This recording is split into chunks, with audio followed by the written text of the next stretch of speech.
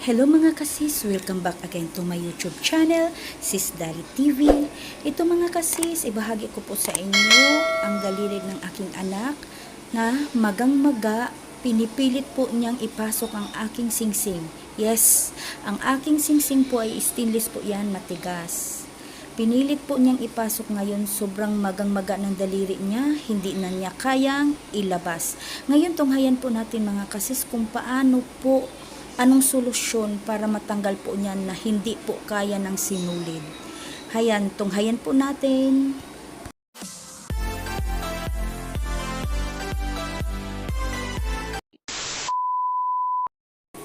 Umabot na po ng 3 days ang kanyang daliri, magang-maga na po. Hindi na kaya sa sinulid po na mailabas ang singsing. Ngayon po, talagang hirap kasi nga po, di ba mahal pag dadalhin sa ospital.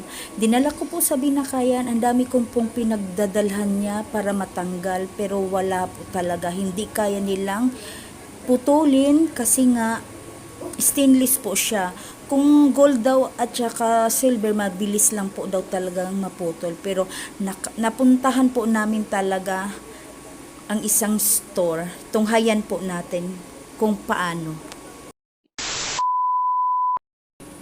Ito po ang kailangang nilang gagawin. Wala na po talagang pag-asa talaga, kundi bolt cutter. Sa sobrang tigas po talaga ng singsing, stainless po yan. Una pong cut po yan ang ginagawa po nila. Tapos pinipilit po nila yung iuunat, pero hindi po talaga kayang tanggalin. Kaya double cut po ang ginagawa nila. Kaya arat na. Dito po kami nakarating sa isang store na dapat talagang wala na kami talagang maisip kundi bibili kami ng pangputol. Kaso wala talaga kami makita. Naawa po yung supervisor, kaya tuwang-tuwa po ako kasi mga gamit nila, ginawan po nila ng paraan para hindi talaga kami makagastos. Kaya thankful po talaga ako sa kanila. Shout out po sa inyo. Alam niyo po kung sino kayo. Maraming salamat sa inyo. Talagang napakabuti niyo po, sir. Talagang tinulungan niyo po yung anak ko. Kasi yung singsing na yan, sobrang tigas po talaga. Stainless po talaga yan. Ang kasi, yung pangkat kasi, ang pangkat po kasi, talagang mapuputol, hindi siya talaga mapuputol kasi mapuputol lang siya pag gold or silver. Pero yan, since stainless siya, sobrang tigas. Kaya ang ginagawa po nila, nahirapan sila. From the start niyan, ginanyan. Yan muna yung ginagamit nila.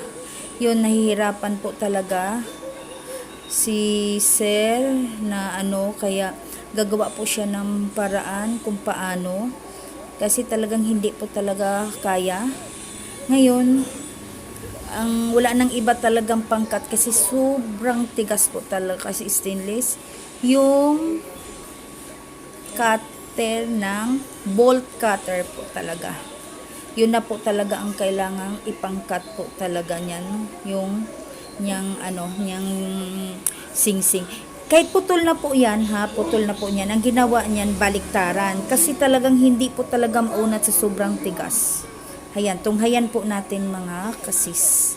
Talagang salamat sa Lord at hindi na kami nakagastos. Salamat sa lahat.